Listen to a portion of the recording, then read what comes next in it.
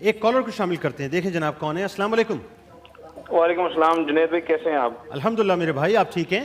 الحمدللہ ٹھیک. سب کو السلام علیکم. بشارت بات کر رہا ہوں لاہور سے. جی وعلیکم السلام بشارت صاحب, فرمائیے. میرا سوال یہ ہے زکوٰۃ کے متعلق کہ اگر ایک دوست ہے میرا, ان کے یعنی کہ کام کر رہے تھے کسی کے ساتھ مل کے پراپرٹی کا, اچھا ٹھیک تو ہے, ان کے پیسے وغیرہ ڈوب گئے, تو اب انہوں نے 2-4 دوستوں سے سوال کیا ہے کہ آپ مجھے پیسے زکوٰۃ کی صورت میں دے سکتے ہیں, ہم نے ان کا قرض اتارنا ہے اس نے, تو کیا ہم ان کو دے سکتے ہیں؟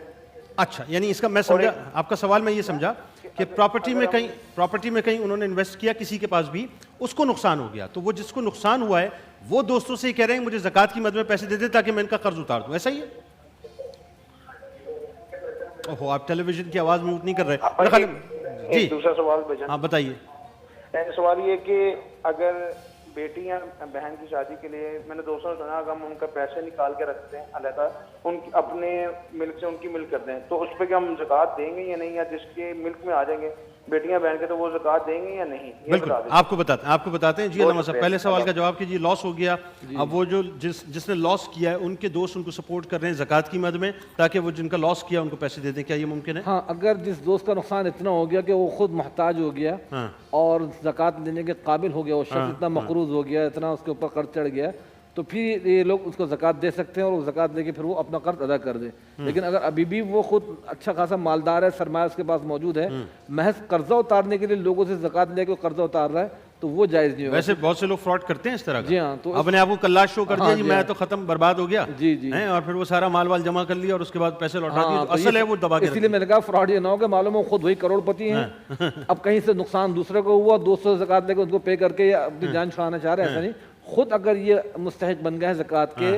کہ وہ اتنے نادار ہو گئے, بالکل مفلس ہو گئے کہ اب ان کی زکوٰۃ سے مدد کی جا سکتی ہے, تو ان کو مدد دے دی جائے, ان کا قرض اتروا دی جائے, تو بالکل جائز ہے. شاہ صاحب کیا فرمائیں؟ ڈاکٹر صاحب صحیح فرما رہے ہیں کہ دیکھیے اگر اس میں پہلی بات یہ کہ ان کا جو جس طرح ڈاکٹر صاحب نے بھی کہا کہ مکمل طور پر وہ قلاش ہو گئے, یعنی شریف فقیر ہو گئے.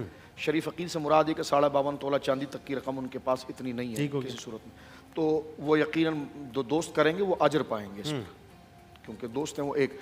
لیکن جس طرح آپ نے فراڈ کا نقطہ ذکر کیا, اگر دوستوں نے دیا, میں بھائی کی بات نہیں کر رہا, کسی دوست نے کسی کی مدد, یہ جنرل بات ہے, یہ مستور الحال, یعنی اب ایک بندے کا تو نہیں پتا اس کی ظاہری حیت پر ہی آپ بھروسہ کریں گے, وہ مستور الحال ہے کہ جناب اب ہمیں نہیں پتا کہ جناب اس کے اندر کے معاملات کیا, اور نہ شرعن ہم اس کے پابند ہیں کہ ہم اس کی کھوج لگائیں, کہ گھر کے اندر کوئی کیمرہ چھوڑیں یا اس کی فیس بک کی آئی ڈی چیک کریں, یہ کریں, وہ ہیڈن کیمرہ لگا کے ریکارڈنگ کریں. صحیح. اب وہ روزمرہ ہمارے سامنے رہتا ہے اور اس کا حالات ظاہری جنید بھائی یہ بتاتے ہیں کہ یقیناً یہ قلاش ہو چکا ہے اور زکوٰۃ کا مستحق ہے, تو جنہوں نے دی ہے ان کی زکوٰۃ ادا ہو گئی. اگر اس نے فراڈ کیا ہے تو عند اللہ اس پر شدید عذاب. ٹھیک ہے ڈاکٹر صاحب آپ.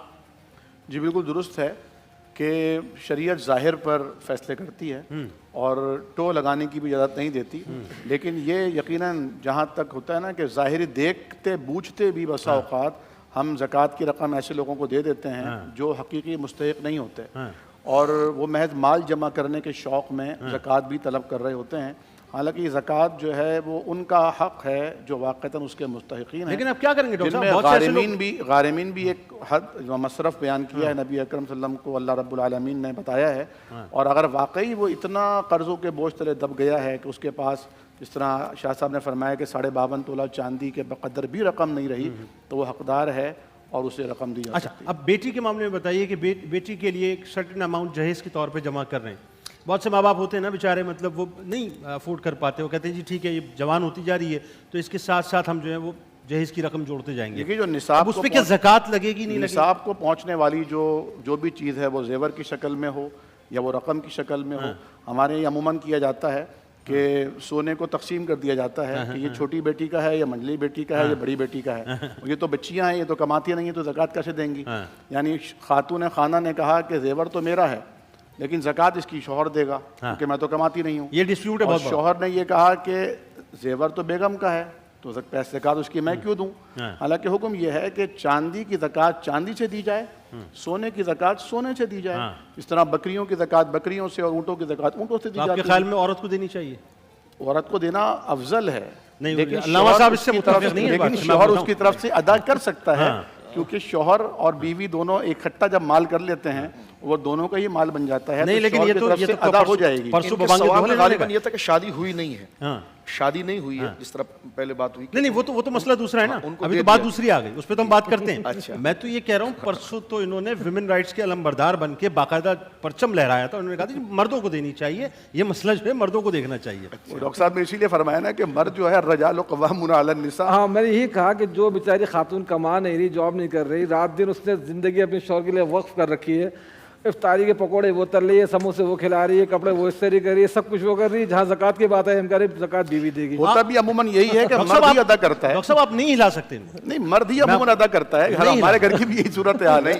مزاح کے ساتھ ایک بات ڈاکٹر صاحب نے ضمن ذکر کی تھی کہ خاتون کو وہ قرضہ دے دے، کیونکہ مکلف تو وہی ہے نا۔ ہاں اس مزاح کے ساتھ ایک بات یہ تھی کہ مکلف تو وہ آپ نے قرض کی بات کی تھی۔ جی ہاں، تو شوہر سے وہ قرض قرض لے حسنہ دے لے۔ دے، جی ہاں، قرض حسنہ دے دے، جب وہ مانگے ہنس پڑے وہ۔ جی میں بتا رہا ہوں آپ لیکن ہلا ہی ادا نہیں خاتون سکتے۔ ہی کرے۔ لیکن شرعی مسئلہ یہ ہے کہ عورت چونکہ وہ زیور عورت کا ہے تو عورت جو مالک ہے وہی دے گا نا۔ وہی دے گا نا۔ اچھا اب چونکہ وہ بات آ گئی، ایک جملے میں اس کی وضاحت کر دیجئے کہ بیٹی کے لیے جہیز تیار ہو رہا ہے تو کیا وہ ملک بیٹی کی ہو جائے گی یا ملک آپ کی رہے گی جب تک کہ اس کو دیکھیں، ایک ہے جہیز بیٹی کو دینا، ایک ہے لڑکوں کی جانب سے جہیز کا مطالبہ کرنا، ہاں وہ تو سراسر رشوت ہے۔ ٹھیک ہے، لڑکی کی طرف سے تو مطالبہ نہیں زکوٰۃ کی بات ہو رہی ہے اس پہ جو میں جہیز کے لفظ کی وضاحت کروں۔ ٹھیک ہے۔ لیکن اگر اپنی بیٹی کے لیے جہیز بمانا یہ ایک گزر بسر کے سامان اگر دیں تو یہ احسن تھی، لیکن جو مالیات سونا چاندی کیش اگر بیٹی کی ملک میں انہوں نے کر دیا ہے تو اب ماں باپ پر وہ زکوٰۃ نہیں ہے، بیٹی جو شرعی طور پر بالغاہ ہے اور اس کو دے دیا گیا، اب مالک وہی ہے،